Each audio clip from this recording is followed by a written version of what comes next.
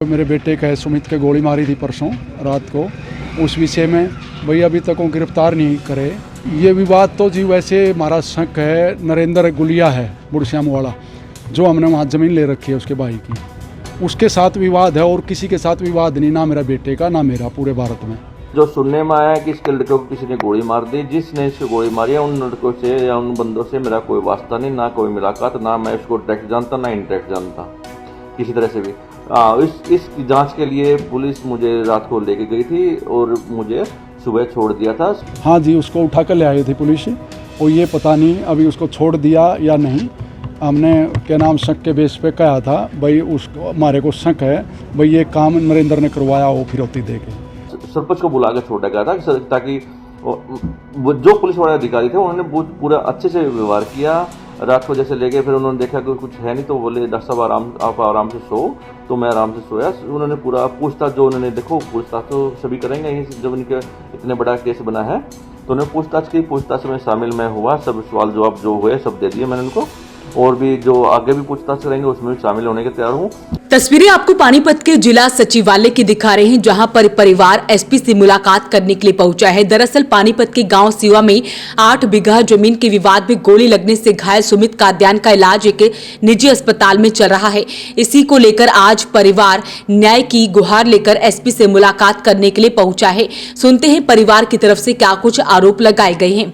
ऐसा है जी, हम काफ़ी सारे वकील भी, क्यों मेरा भतीजा वकील है, उनके जो साथी हैं सारे कम से कम 40-50 वकीलों के प्रधान सारे मिले थे एसपी साहब को, जो मेरे बेटे का है सुमित के गोली मारी थी परसों रात को, उस विषय में भाई अभी तक वो गिरफ्तार नहीं करे, उसमें भाई क्यों देरी कर रहे हो भाई, उस विषय में जल्दी से जल्दी वो कार्रवाई करो, उसको गिरफ्तार करो। ये विवाद तो जी वैसे हमारा शक है नरेंद्र गुलिया है बुढ़श्याम वाला, जो हमने वहाँ ज़मीन ले रखी है उसके भाई की, उसके साथ विवाद है और किसी के साथ विवाद नहीं, ना मेरा बेटे का ना मेरा, पूरे भारत में किसी के साथ भी आज तक कोई विवाद नहीं है। तो कितनी ज़मीन ली थी? ज़मीन 8 बीघा जो उसके भाई की है, तीसरी पार्टी से ली थी ताराचंद सैनी से, उसका भाई ताराचंद सैनी से बेच गया था। वो बार बार हमारी ज़मीन पर कब्जा करने की कोशिश करता है, पीछे से बहा लेता है। पुलिस ने भी उसको कई बार वार्निंग दे दी भाई उनकी ज़मीन को क्यों छेड़ता है, वो फिर भी नहीं हटता। फेसबुक पे हमारे खिलाफ उल्टी सीधी बातें लिखता रहता है। ये शायद हमने शक है भाई उसी ने फिरौती दे के इस बदमाश को, ये बदमाश है, इसके ऊपर क्रिमिनल पहले भी केस हैं, ये फरार है, विदेश में भाग गया था जितेंद्र। हाँ जी, उसको उठा कर ले आई थी पुलिस, और ये पता नहीं अभी उसको छोड़ दिया या नहीं। हमने क्या नाम शक के बेस पे कहा था भाई, उसको हमारे को शक है भाई ये काम नरेंद्र ने करवाया हो फिरौती दे के। आप ये बताइए। घर पे ही था जी, मैं समाचार देख रहा था, और बेटा मेरा पूरा दिन ज़मीन की जुताई करी थी और पूरा दिन थक रहा था, और 9-9:30 बजे एक पड़ोसी की ने बुलाया, वो बाहर खड़ा हो गया, उसके दौरे बातचीत करी, फिर वो अंदर आ गया। कैमरे लगे हुए थे, मैं देख रहा था कैमरे में भी, और वो अंदर आ गया। अंदर आके कुछ देर बाद 20 मिनट बाद फ़ोन आया उसके पास, वो हॉल है जो उसमें कैमरा लगा हुआ है, उसमें फ़ोन ऐसे लिया हुआ है, बात करता हुआ बाहर निकला। वो गेट पर खड़ा रहा, फिर गेट पे कुछ बातें उसकी सुनाई दी। वो बोला कित है, नूला घर हूँ, नूला में खड़ा है, वो खड़ा गली में आ जा। फिर वो गली में गया, सीधा गली में गया तो एकदम गोली की आवाज़ आई, वो 50 फुट दूरी पे था, उसके कई गोली फायर करे उसने। कार में बैठे बैठे 4-5 आदमी बैठे थे वो कार में, और उसने के नाम फायर करे तो एक गोली बेटे का लग गई यहाँ, वहाँ लग के गिनती में अभी भी अंदर ही है गोली। अच्छा, वो बेटा वापस गोली लगते भाज लिया, उसके पीछे भी उसने और भी फायर करे हों, और वो भाज के घर में बढ़ गया।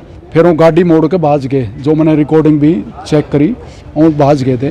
फिर बेटा ऊपर गया मेरे पास, वो बोला पिताजी मेरे गोली मार दी। माँ किसने? नूला ये नहीं पता, मेरे पास फ़ोन आया था, मैं बाहर निकल के चला गया था, और उसने के नाम एकदम 50 फुट दूर था, मैं 40-50 फुट दूर, एकदम उन्हें फायर चला दिए और मेरा एक गोली लग गई।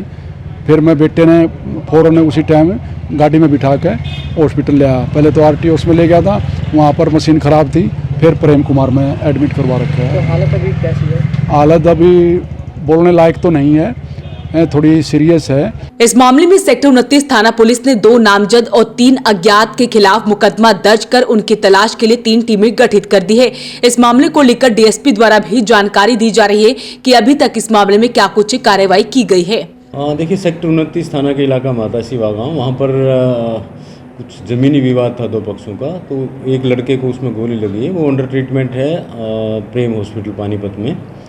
और इस विषय में सेक्टर 29 थाना में शिकायत आई थी, उसके ऊपर हमने FIR दर्ज कर लिए और जो भी लीगल प्रक्रिया है उसके अनुसार हम उसमें इन्वेस्टिगेशन कर रहे हैं और जल्दी ही हम उसमें गिरफ्तारियां कर लेंगे। हाँ, वो भी चेक कर लेंगे, अगर ऐसा है तो उसके अकॉर्डिंग भी उसको भी इंक्लूड किया जाएगा केस के अंदर, वो भी हम इन्वेस्टिगेशन के दौरान लेके आएंगे।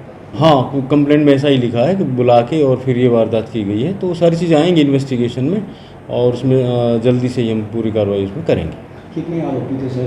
कुछ पुलिस की देखिए, 3 या 4 के ऊपर उसमें आरोप लगाया है, तो अभी इन्वेस्टिगेशन के दौरान पता लगेगा कि एक्चुअल में कौन है या और ज़्यादा है या और कम है, वो तफ्तीश में आ पाएगा सारा, तो जल्दी हम कार्रवाई करेंगे। काफ़ी समय से बता रहे हैं सर ये विवाद चल रहा है जमीन का, वो जमीन खरीदी थी उन्होंने। हाँ, काफ़ी समय से है, ज़मीनी विवाद है, चला हुआ है। वहीं सीवा गांव के गुरदेव काद्यान द्वारा जिस व्यक्ति पर आरोप लगाए गए हैं नरेंद्र गुलिया पर, उसके द्वारा सोशल मीडिया पर लाइव आकर बताया गया है कि उस पर जो भी आरोप लगाए गए हैं वो गलत है, उसका इस मामले से लेकर कोई भी लिंक नहीं है। सुनते हैं उसने क्या कुछ बताया।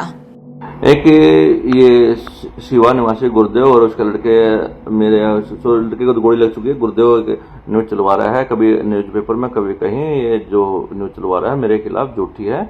जमीन विवाद जो है जिस पे जे 1492, 1492, 1493 और 90 इन खसरा नंबर में शुरू से काबिज जो 2 इसमें, और दूसरी नंबर जो इसके नाम जमीन है खेवट नंबर 58 में है, लेकिन इसके नाम है, नाम होने से नहीं है। कोर्ट में केस चल रहा है इसका 2024 से, जिसका केस विचाराधीन है और ये इसमें शुरू से मैं काबिज हूँ। और ये उस चीज़ का दबाव बनाने के लिए इसने मेरा FIR में नाम जुड़वाया है।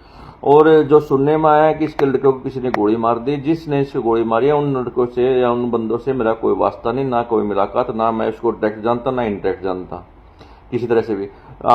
इस जांच के लिए पुलिस मुझे रात को लेके गई थी और मुझे सुबह छोड़ दिया था। सरपंच को बुला कर छोड़ा गया था ताकि जो पुलिस वाले अधिकारी थे उन्होंने पूरा अच्छे से व्यवहार किया। रात को जैसे ले गए, फिर उन्होंने देखा कि कुछ है नहीं तो बोले डॉक्टर साहब आप आराम से सो, तो मैं आराम से सोया। उन्होंने पूरा पूछताछ जो उन्होंने, देखो पूछताछ तो सभी करेंगे जब उनके इतने बड़ा केस बना है, तो उन्होंने पूछताछ की। पूछताछ में शामिल मैं हुआ, सब सवाल जवाब जो हुए सब दे दिए मैंने उनको, और भी जो आगे भी पूछताछ करेंगे उसमें भी शामिल होने के तैयार हूँ। तो सरपंच पहुंचा, सरपंच को बुलाया, तो सरपंच पहुंचा, पहुंचने के बाद उसने लिख के दिया कि मैं इसको सही सलामत में लेके जा रहा हूँ और जब भी जरूरत होगी हम जांच में शामिल हो जाएंगे। और ये जो उनका रूटीन काम था उसके हिसाब से है। उन्होंने ना मुझे कुछ टच किया, ना कुछ पुलिस वाले ने मुझे कुछ बोला। पूछताछ से जो क्वेश्चन थे, आंसर थे, सभी अच्छे से हुए हैं। उसके बाद मैं अपने घर पे हूँ और एक न्यूज पेपर में ये आ रहा है कि सभी लोग फरार है, मेरा नरेंद्र भी फरार है, इस टाइप से लिखा हुआ आ रहा है, लेकिन मैं कोई फरार नहीं हूँ। रूटीन के जो मेरे काम है वो रूटीन काम कर रहा हूँ, ड्यूटी पर आना जाना सब कुछ मैं कर रहा हूँ। और 13 तारीख को रात को 11 बजे के आसपास पुलिस मेरे घर पे आई थी और सुबह 14 तारीख को सुबह मुझे वहाँ से सरपंच के हवाले कर दिया था, तो ताकि कोई वो आजकल रूटीन बना रखा नहीं, ताकि कोई बाद में हम छोड़ दे रास्ते में, कोई एक्सीडेंट हो जाए, कुछ भी हो जाए, कुछ भी हो सकता है XYZ, तो इसलिए वो रूटीन के हिसाब से वो छोड़ते हैं ताकि कोई ये ना कहे वो हमारे वहां से कुछ होके चला है। तो फिलहाल ये सारा मामला पुलिस तक पहुंच चुका है, पुलिस इस सारे मामले की जांच कर रही है। उधर नरेंद्र गुलिया का कहना है कि जो भी आरोप उस पर लगाए गए हैं वो सरासर गलत है, तो दूसरी तरफ गुरदेव काद्यान द्वारा भी बड़े आरोप लगाए गए हैं और वो गिरफ्तारी की मांग को लेकर SP से मिले हैं। अपील रहेगी इस वीडियो को आप शेयर जरूर करें। वॉइस ऑफ पानीपत के लिए सूरज शर्मा के साथ कुलवंत सिंह की रिपोर्ट।